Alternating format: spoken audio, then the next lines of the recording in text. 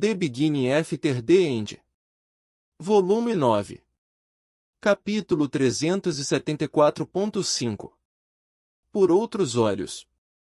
7.000 viu. Todos estavam gritando enquanto o estádio tremia. Uma bolha translúcida de mana cobria nosso grupo. Milo estava grudado em meu braço. Eu estava vagamente consciente do sangue que pingava em volta de suas unhas, onde elas penetravam minha pele, mas eu não conseguia sentir nada. Deacon estava no chão, com a cabeça entre as mãos. Yannick estava caído em seu assento, inconsciente. Pelo menos, eu esperava que ele estivesse apenas inconsciente. Brion e Linde estavam gritando com os dois, enquanto ainda observavam parcialmente a luta que estava destruindo o Coliseu. Apenas Pascal não parecia que estava fora de si, mas então eu segui seu olhar. Várias das primeiras fileiras estavam cheias de cadáveres. Projéteis que eram do tamanho de virotes de besta penetravam tanto pedra quanto carne, tendo quebrado o escudo que deveria nos proteger de um combate até mesmo entre retentores e foices. Alguns deles devem ter usado seus próprios escudos para se proteger, mas, contra o poder completo de uma foice. Houve uma explosão e uma seção inteira do Coliseu desabou, do outro lado de onde estávamos. Eu assisti milhares de pessoas serem engolidas por uma nuvem de poeira marrom. Sumiram, em um instante. A arena estava uma bagunça, um campo queimado de destroços. Estacas de ferro-sangue estavam espalhadas como lápides por todo o lado. A nuvem de vento negro estava se dissipando e se afastando. Fogo espiritual queimava em alguns lugares, assim como os fogos fatos que sempre mencionavam em histórias. Como aqueles que guiavam o herói para o pântano ou o covil da fera. No centro do campo de batalha, o professor Grey estava de pé, em frente à foice Cadel Vritra do domínio central. A diferença entre os dois era gritante. O professor Grey. Será que eu ainda posso chamar ele assim? Eu me perguntei. Parece um título tão insuficiente agora. O professor Grey estava com as costas retas, emitindo uma força inegável, inescapável, uma presença física. Revestido em uma armadura de escamas pretas, e assim como um Vritra, havia um chifre Onyx se curvando para fora de sua cabeça. Ele parecia uma divindade. Eu não conseguia entender o que eu estava vendo. Eu havia estudado magia e runas desde que eu era uma criança. Minha doença significava que eu não poderia começar a treinar como Circe, então eu ficava dentro de casa e lia. O tempo todo. Mas eu nunca tinha visto nada sobre artes de mana como essas. Ele havia voado pela arena com uma velocidade impossível. Sua arma aparecia e desaparecia instantaneamente sem esforço aparente. Sua besta conjurada havia mudado de uma criatura lobo, que já era intimidadora, para um monstro gigante e voador, que podia destruir todos os ataques do atributo de decaimento apenas com um sopro. Isso não tinha lógica nenhuma. Eu não havia sentido mana saindo dele em momento algum. A pressão da foice Cadel Vritra era esmagadora e sufocante, mas o poder do professor era algo completamente diferente. E foi assim, com certo distanciamento, que eu assisti a arma do professor penetrar na foice e devora-lo. A sensação era de que isso foi algo inevitável. A maneira com que o fogo roxo corria pela pele da foice, o desfazendo, me fez sentir profundamente desconfortável. Como se eu estivesse observando as regras que construíam meu mundo se romperem diante dos meus olhos. É ele, mas, o quê? Mayla gaguejou. Você tá de sacanagem. Linden disse, se esquecendo do inconsciente Yannick, quando nossa atenção se voltou para a foice Cadel Vritra queimando até virar cinzas. O que diabos foi isso? Pascal murmurou, e sua cabeça balançava como se ele não pudesse acreditar no que estava vendo. Eu nunca vi magia como essa antes. O jeito com que ele apunhalou sua besta. A voz de Mayla estava cheia de horror. Eu acho que ele a absorveu em sua arma. Eu comentei, me lembrando de como o lobo havia se dissolvido e a lâmina tinha ganhado vida com chamas violetas. Algum tipo de ataque combinado insano. Tudo era bem difícil de entender, honestamente. O professor havia derrotado uma foice. Mas não era exatamente isso. Eu quase havia esquecido sobre a foice Nico, graças à minha mente e memória estarem sobrecarregadas por tentar processar tudo o que tinha acabado de acontecer. O professor havia derrotado 2 foices. E ele matou uma. Ele deve estar coberto em regalias, disse Linden. É por isso que ele não as mostra como a maioria dos magos. Pascal arregalou os olhos. Cara, talvez seja por isso que todo mundo na sala acabou recebendo runas tão fortes na última concessão. A dúvida de repente sufocou minha mente. E com ela veio pavor. Havia algo errado. Estava muito além dos limites do que normalmente acontecia no Victoriade. Um desafio já era raro, mas matar uma foice, talvez até 2, isso poderia ser uma declaração de guerra. Eu fiquei desconfortavelmente ciente de quão pouco sabíamos sobre o professor Gray. Se o palpite de Pascal estava certo, o que isso significaria para seus estudantes? Será que o professor era algum tipo de inimigo dos Vritra? Todos nós tínhamos nos beneficiado de seu treinamento, e talvez até mesmo da sua presença. Será que isso nos tornava cúmplices, de alguma forma? Eu encostei minha cabeça na de Mayla. Ela me deu um olhar de lado. Estou com medo, Seth. O que está acontecendo? Eu não sei. Eu respondi, sentindo o peito apertado. Mas eu também estou. Seris Vritra. A onda de alívio que eu senti quando o soberano Kyros aceitou alegremente a morte Cadel se desmoronou em desapontamento quando o portal apareceu abaixo de nós, interrompendo as palavras do soberano. Imediatamente, comecei a planejar como que eu iria tirar Arthur vivo dessa situação. Eu tinha certeza, agora mais do que nunca, de que este garoto humano era a chave para tudo, e eu não podia deixar ele cair nas mãos de Agrona de forma alguma. Era muito frustrante, na verdade. Se ele tivesse simplesmente feito como eu havia pedido, duelando e derrotando Siuri, e depois recusando a posição de retentor, teria tornado as coisas muito mais simples. Eu ainda poderia ter usado a sua vitória para elevá-lo a um pedestal, apontando para ele como um líder entre os menores, mas sem atrair a atenção de Agrona. Pelo menos por enquanto.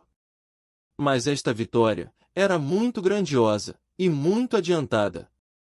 Agrona havia banido todos os pensamentos sobre o garoto, se focando completamente no legado, não mais preocupado com as âncoras que haviam trazido ela até aqui.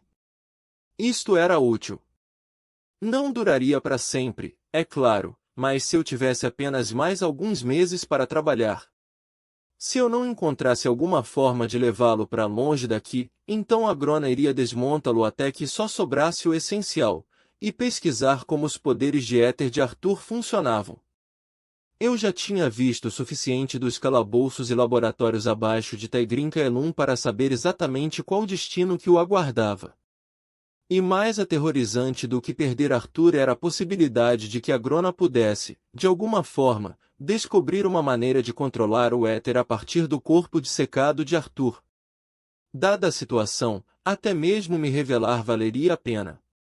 Eu havia me preparado o suficiente para que meus planos pudessem continuar mesmo se eu tivesse que me esconder, apesar de não ser o ideal. O nome de Arthur, ou melhor, Gray, estaria na boca de todos em Alacria dentro de alguns dias. Todos saberiam da sua vitória. E caso houvesse alguma forma miraculosa de escapar do Victoriade, utilizar ele como uma figura de liderança seria uma tarefa simples. Eu me contentei em simplesmente assistir e ouvir, enquanto esperava pelo momento certo. Mas, um instante depois, quando o legado conjurou sua magia, minha esperança foi por água abaixo. Apesar de ter acompanhado seu progresso, eu não tinha visto essa habilidade antes. Um feitiço desses poderia, teoricamente, derrotar até mesmo uma foice, se ela exercesse um controle forte o suficiente sobre a magia. Não apenas uma foice. Considerando que os Azur infundiam mana em seus corpos, dependendo dela para existir, uma magia dessas talvez fosse capaz de neutralizar até mesmo os seres mais fortes deste mundo, separando-os do seu próprio poder. Dragotha e Viessa flutuaram com a intenção de formar um círculo ao redor da armadilha de Arthur. Eu não tive escolha a não ser seguir, deixando que a situação continuasse. Observando o rosto de Arthur, no entanto, de alguma forma, ele não parecia amedrontado, mas sim calculista. E talvez um pouco triste? Eu ouvi a Grona falar, não prestando muita atenção às suas palavras até que os outros se moveram para capturar Arthur. Talvez eu pudesse agir durante o seu transporte para Taegrin Kaelum, e me oferecer para escoltá-lo até os calabouços. De repente, Arthur se moveu, quebrando a armadilha e avançando na direção de Agrona e do legado, com uma lâmina roxa de éter vibrando ao ganhar vida em suas mãos. Eu me esqueci de respirar por um momento, de tão concentrada que eu estava no que acontecia. Tolo, eu pensei um momento depois, formando as palavras em meus lábios, mas sem dizê-las em voz alta. Arthur tinha parado. Ele poderia ter dado o golpe final, e sua lâmina estava tão perto que tinha feito um corte nas vestes do legado, mas ele havia se contido. Por causa do seu relacionamento com Tessieralite, ele não tinha coragem para fazer o que era necessário. A ideia de matá-la eu mesma passou pela minha mente pela enésima vez, mas eu não poderia arriscar tornar tanto Agrona quanto Arthur meus inimigos de uma vez só. Se Arthur desse o golpe, no entanto. Mas eu sabia que não havia esperança de que isso acontecesse quando Agrona começou a zombar e insultar Arthur. Então, sem tirar seus olhos do garoto, Agrona deu a ordem. Levem ele. Eu sabia que era agora ou nunca, mas eu hesitei. Apesar de pálido e da mão trêmula ao seu lado, Arthur não tinha o olhar de derrotado. Eu voei até ele, mantendo o mesmo ritmo dos outros, sem saber como proceder. E de repente, ele sumiu. Simples assim, e tão rapidamente que até mesmo Agrona, com a face contorcida em fúria, pôde apenas olhar para a imagem residual de eletricidade roxa que Arthur deixou para trás. Eu comecei a rir. Caera Denoir. Que porra foi essa? As palavras saíram da minha boca como se tivessem sido ditas por um estranho, mas eu não poderia descrever meus sentimentos de maneira mais eloquente nem que tivesse um mês para pensar. Grey tinha sumido.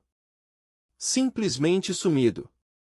Enquanto o alto soberano começava a gritar instruções para todas as foices, eu me esgueirei de volta para as sombras de uma área de preparação vazia, tropeçando em destroços até eventualmente escorar as costas em uma parede e fechar meus olhos. A primeira coisa que eu vi foi a memória de Grey, engaiolado e preso em algum tipo de bolha anti-humana, olhando diretamente em meus olhos. Uma miríade de emoções e pensamentos passaram pelo seu rosto naquele instante, mas um deles estava claro acima de todo o resto. Remorso. O que poderia significar apenas uma coisa. Ele estava indo embora. Eu tinha certeza de que ele não tinha usado suas artes etéricas apenas para escapar do estádio. Ele pretendia desaparecer. Eu sabia que deveria estar furiosa, deveria me sentir traída. Mas eu não estava. Grey sempre me avisou sobre me aproximar demais, sobre saber demais. Isto tinha confirmado. O que ele pretendia fazer estava além da minha imaginação. Eu me lembro da primeira vez que o vi nas Relictons, sem mana e praticamente à beira da morte, e eu senti pena do que eu achei que era uma jovem mulher cujo núcleo havia sido destruído. Desafiando expectativas, nossos caminhos se cruzaram novamente na zona de convergência, onde ele empunhou a arma do meu irmão em batalha.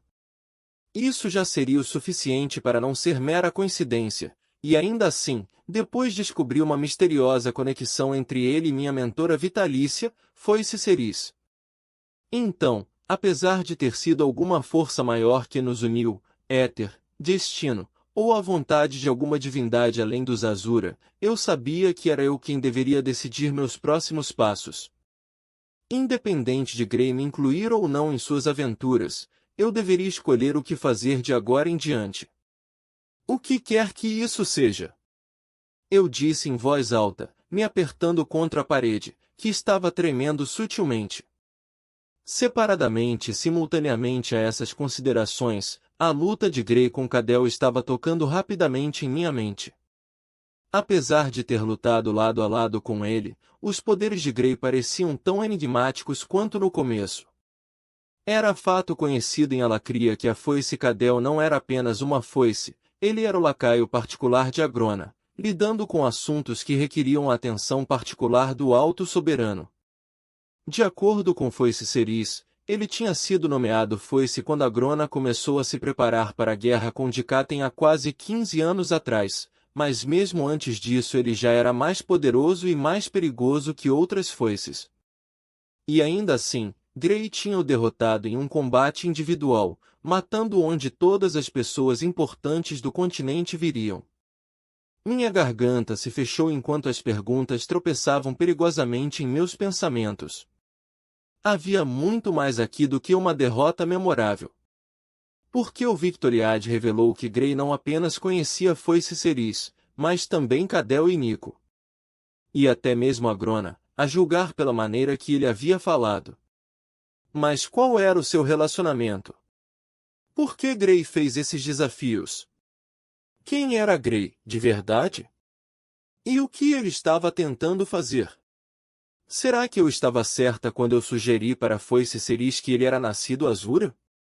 Talvez algum descendente dos dragões que juraram vingança contra Agrona?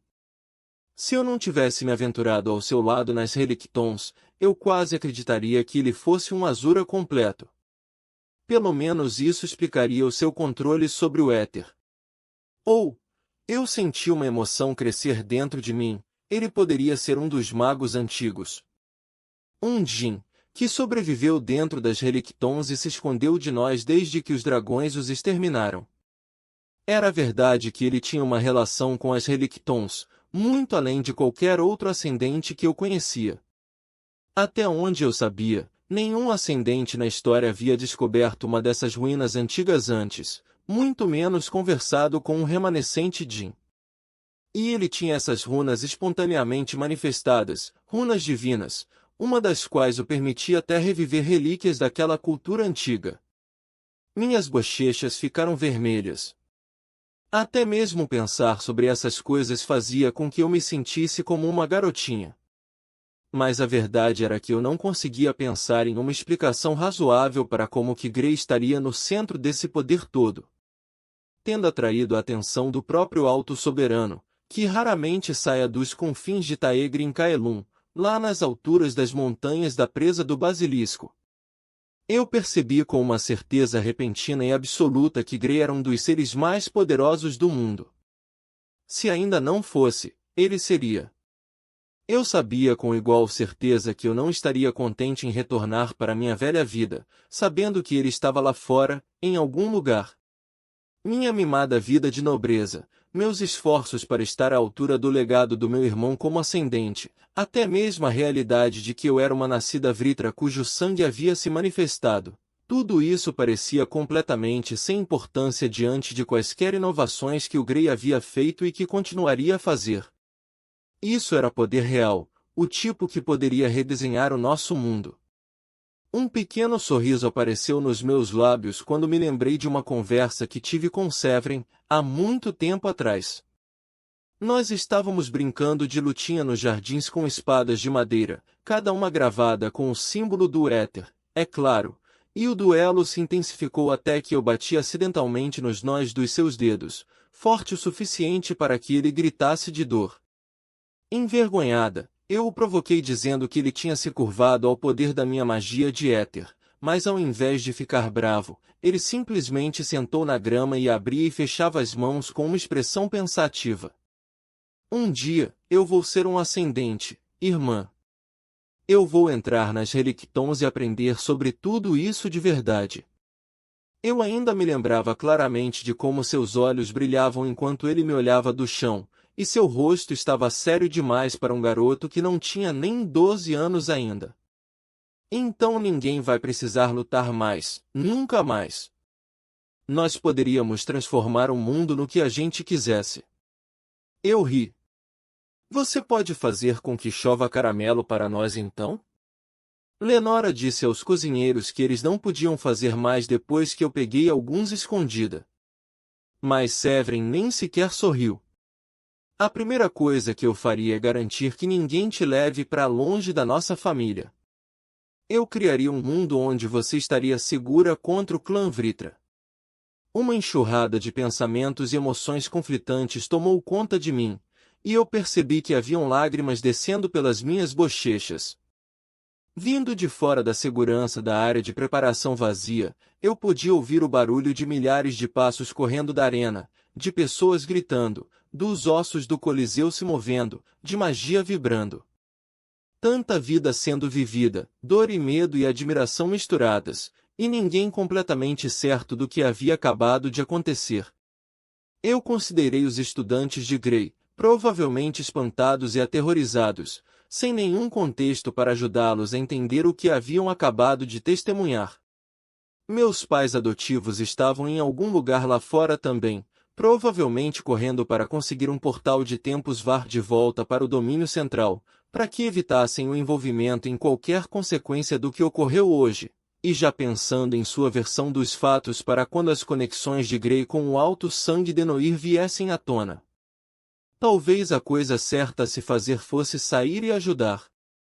Dúzias de magos ainda estavam procurando por sobreviventes nos destroços da seção desmoronada do estádio. Os oficiais precisariam de toda a ajuda para gerenciar as multidões correndo para as plataformas de tempos VAR.